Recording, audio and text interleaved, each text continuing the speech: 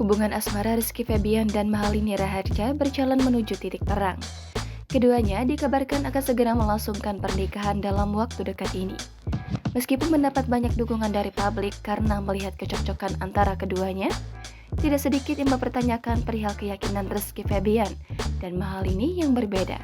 Seperti diketahui, Rizky Febian lahir dan besar di keluarga Islam sementara Mahalini memeluk agama Hindu. Perbedaan keyakinan ini sempat dikhawatirkan justru membawa Rizky Febian berpaling dari agamanya.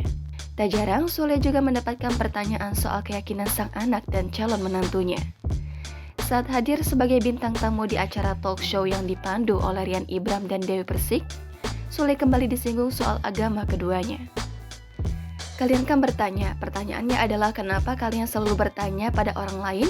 Seharusnya kalian bertanya pada diri kita sendiri, udah lebih baik apa belum? Kata Sule.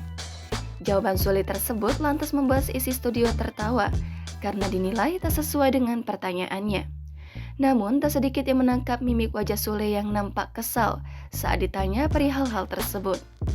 Mantan suami Natalie Holzer tersebut pun kembali menekankan bahwa dirinya tak mau buru-buru berkomentar soal urusan agama calon menantunya.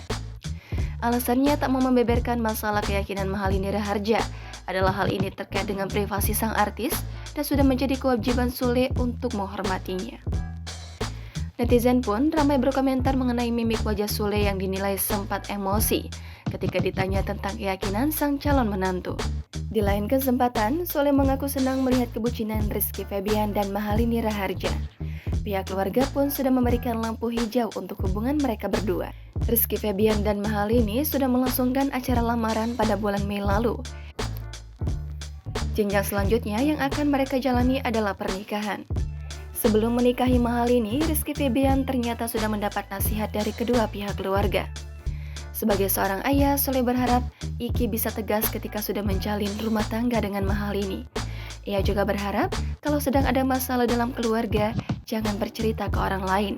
Sule ingin ketika nanti ada permasalahan, Mahalini bisa bercerita kepada dirinya sebagai ayah Iki.